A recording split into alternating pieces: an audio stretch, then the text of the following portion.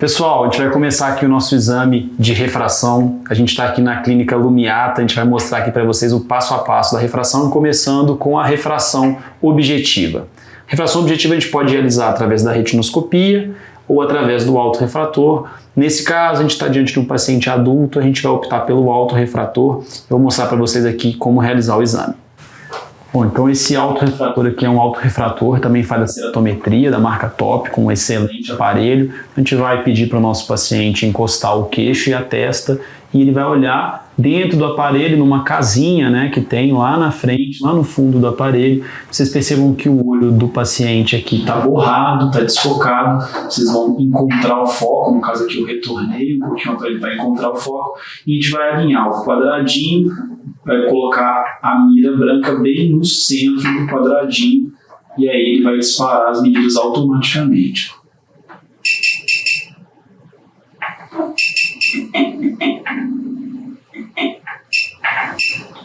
Perfeito. Tivemos 3 medidas confiáveis aqui no lado direito. A gente vai para o lado esquerdo, mesmo processo. Alinha o quadradinho com as medidas no olho do paciente.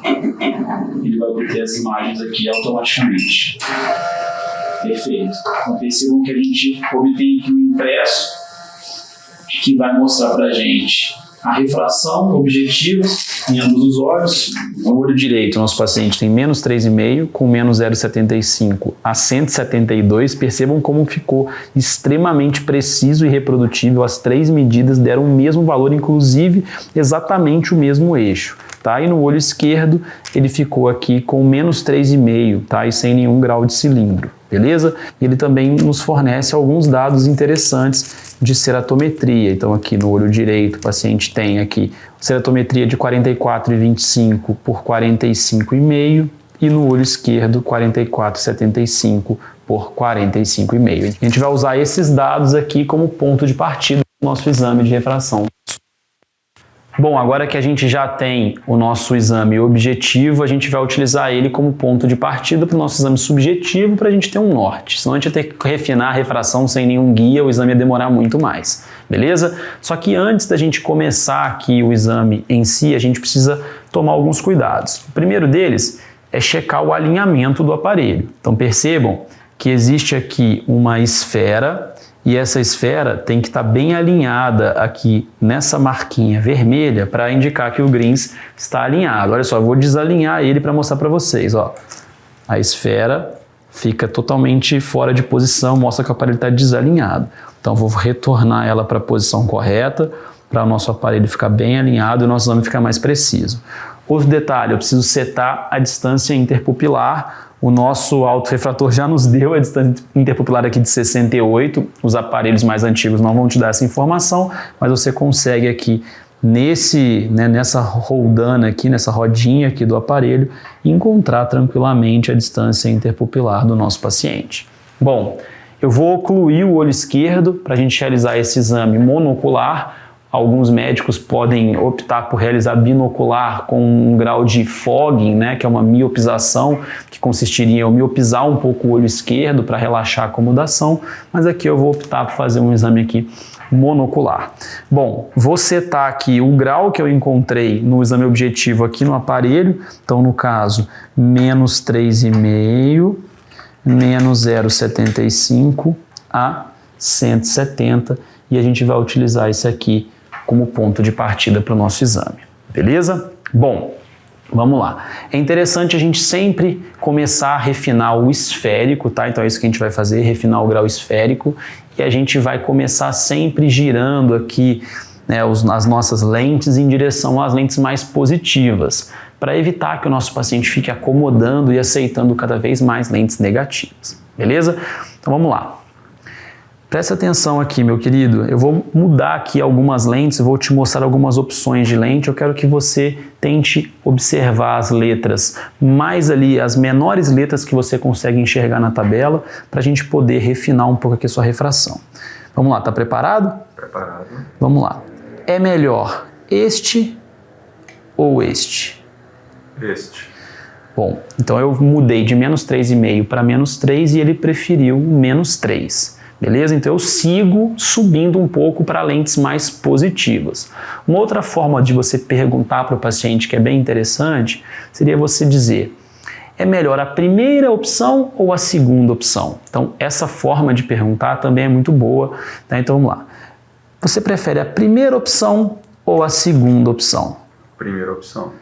Bom, então percebam que ele preferiu o -3. Então eu volto para o -3 e agora a gente vai fazer um refino aqui mais fino de mais 0,25 ou menos 0,25.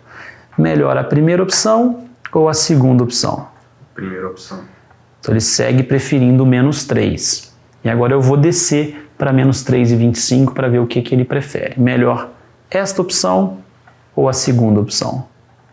A primeira opção. Então ele segue preferindo o -3 e a gente encontrou agora o nosso grau esférico. Próximo passo é a gente refinar o grau cilíndrico através do cilindro cruzado, que é uma das etapas mais importantes aqui do exame e que deixa mais dúvida aí nos nossos alunos, porque exige alguns conhecimentos um pouco mais técnicos. O que a gente vai fazer aqui? Primeiro a gente vai posicionar o cilindro cruzado diante aqui dos olhos do nosso paciente e para começar o exame eu preciso alinhar esta porção aqui, que é o chamado cabo do cilindro cruzado, com o eixo aqui do refrator, tá? Então nesse caso aqui não está alinhado. O A aqui vai representar aqui, ó, esse cabo do cilindro cruzado. Eu vou alinhar ele, ó, com o eixo do refrator. Agora eles estão alinhados. Essa bolinha vermelha aqui representa o cilindro negativo do cilindro cruzado, está a 45 graus do cabo, e essa bolinha branca que representa o cilindro positivo está a 45 graus do cabo. Tá? O cilindro cruzado ele é composto por dois cilindros, um de mais 0,25 e um de menos 0,25 a 90 graus entre si. O exame agora consiste em você girar, né, aqui o cilindro cruzado em direção ao cilindro negativo ou ao cilindro positivo e ver se o nosso paciente nota alguma diferença na nitidez das imagens. Então, vamos lá. Presta atenção, meu querido. Pedi para você olhar ali nas letras menores daquela tabela. Está mais nítido a primeira opção ou a segunda opção? Primeira opção. Então, ele preferiu a primeira opção. Então, a gente volta aqui para a primeira opção e nesse momento, o que a gente vai fazer, pessoal? A gente vai girar o eixo do refrator 15 graus em direção à bolinha vermelha, que representa o cilindro negativo do cilindro cruzado. Então eu vou girar aqui, ó, de 170 para mais ou menos aqui, ó, 155. Beleza. E aí você repete a pergunta. É melhor a primeira opção ou a segunda opção? Segunda opção. Então, nesse momento, ele preferiu a segunda opção.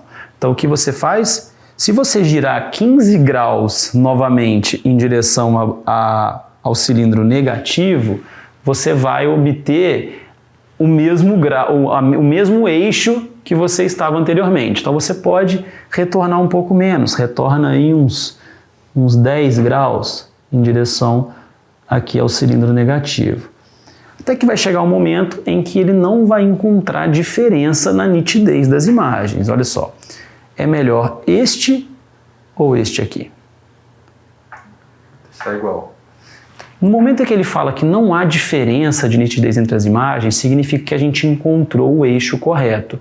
Por que isso acontece? Significa que o seu eixo do refrator está exatamente alinhado com o eixo do paciente e que o cilindro cruzado, os dois cilindros do cilindro cruzado estão igualmente a 45 graus do eixo do paciente. Então, quando você gira a lente para o lado do cilindro negativo ou para o cilindro positivo, que estão igualmente a 45 graus do eixo do paciente, o borramento das imagens é igual. Nesse momento, a gente encontrou o eixo do paciente, que é a primeira etapa aqui do teste do cilindro cruzado. A gente vai continuar o teste para poder encontrar o poder, né, do cilindro do nosso paciente. E nesse caso, ó, a gente tem que pegar o P de poder, e alinhar com o eixo do refrator, que no caso é 165, o eixo que a gente encontrou. Percebam que houve até um clique, indica que a gente alinhou aqui o poder do cilindro cruzado com o eixo do refrator. Nesse momento, A gente vai dar o mesmo comando para o nosso paciente. Ó. Então, meu querido, vou pedir para você olhar ali a última linha e tentar perceber qual que é mais nítida. Tá. É melhor este ou este aqui? Opção 1. Então, olha só, ele preferiu a opção 1. Na opção 1, a bolinha branca está alinhada com o poder do cilindro cruzado. Quer dizer que ele quer mais poder positivo, tá? Nesse caso, eu vou diminuir aqui um pouquinho o cilindro, vou colocar menos 0,25 para ver o que acontece. E aí você repete a pergunta, ó. É melhor a opção 1 ou a opção 2? Opção 2. Então percebam que ele quer um pouquinho mais de cilindro negativo agora, porque ele preferiu a opção em que o P está alinhado com a bolinha vermelha, que é o cilindro negativo do cilindro cruzado. Então agora eu vou subir aqui, ó, para menos meio. Vamos lá. É melhor a opção 1 ou a opção 2? Está semelhante. Então nesse caso, a gente encontrou o poder do cilindro do nosso paciente. Bom, você ainda pode, após realizar os testes de cilindro cruzado, refinar novamente o grau esférico para ver se após encontrar exatamente o cilindro correto, você teve alguma mudança de grau esférico. Então olha só, olha lá na última linha para mim, ó. É melhor este ou este aqui? Primeira opção. Primeira opção. É melhor este ou este aqui? Primeira opção. Primeira opção. Então a gente encontrou aqui o grau do nosso paciente, que foi aqui no olho direito. Menos 3 com menos 1 a 165. O mesmo passo a passo é repetido no olho esquerdo para você encontrar o exame de refração do olho esquerdo.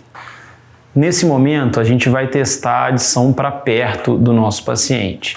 Geralmente, pacientes ali na faixa etária da presbiopia, a partir dos 38, 40 anos, vão precisar de adição para perto, e esse é um exame que você vai fazer binocularmente. Então, nosso paciente aqui está posicionado com a tabela de leitura, mas percebam que ela está muito próxima dos olhos do paciente. Nesse caso, se você deixar o paciente fazer o teste com essa distância de leitura, você vai ser induzido a prescrever muita adição para ele, e isso vai gerar um óculos muito desconfortável. Seu paciente vai ter queixas, vai restringir a visão intermediária dele, não é muito adequado. Então você fala, ó, encontre uma posição confortável de leitura, um pouquinho mais distante dos olhos. Então, idealmente, essa régua ajuda a gente a nos guiar aqui, mas idealmente essa distância de leitura fica ali na faixa de uns 35 a 40 centímetros dos olhos. Bom, encontrando a posição mais confortável, você vai dar mais graus positivos para o paciente para poder compensar a ausência da acomodação, já que esse paciente ele é presbítero. É importante que a gente sabe que quando a gente vai fazer uma visão de perto, existe a sincinesia, acomodação, convergência, miose. Então a gente faz a acomodação, converge, então por isso a gente tem que reduzir a distância interpupilar aqui para uma posição de convergência, que é o que a gente faz na hora da leitura, e aí a gente vai, ó, ao mesmo tempo adicionando graus mais positivos até que o nosso paciente consiga ler a última linha. Eu vou pedir que você me avise quando você conseguir ver aqui a última linha. Ótimo. Então, nesse momento, com mais um de adição, ele já conseguiu ler a última linha. A gente não deve ficar dando muito grau positivo para o nosso paciente, é uma tendência no começo da refração, a gente prescrever muitos graus aqui de adição. Isso no consultório o paciente até gosta, mas no óculos ele tem muitas queixas, tá? E existem algumas tabelas aí que já nos guiam, né, para saber quanto a gente deve prescrever por cada faixa etária, mas é claro que a gente tem que testar aqui o conforto do nosso paciente. Então, nesse caso, a gente foi subindo os graus positivos bilateralmente, de forma simultânea, até que o nosso paciente consiga ler o J1, que é a menor letra aqui da nossa tabela. Bom, com isso a gente encerra o nosso vídeo sobre refração subjetiva. A gente conseguiu passar por todas as etapas de um exame completo de refração subjetiva, desde o refinamento do grau esférico, teste do cilindro cruzado, balanço refratométrico binocular, teste verde-vermelho, até o teste da acuidade visual de perto. Espero que vocês possam aplicar esses conceitos na prática para se tornarem cada vez mais hábeis em refração, que é uma habilidade fundamental para todo oftalmologista. Agradecer a estrutura da Lumiata Oftalmologia, que nos permitiu gravar esse vídeo com toda essa qualidade. Espero que vocês tenham gostado. Estamos à disposição para tirar quaisquer dúvidas que vocês tenham. Pratiquem bastante, porque isso vai fazer muita diferença na prática de vocês.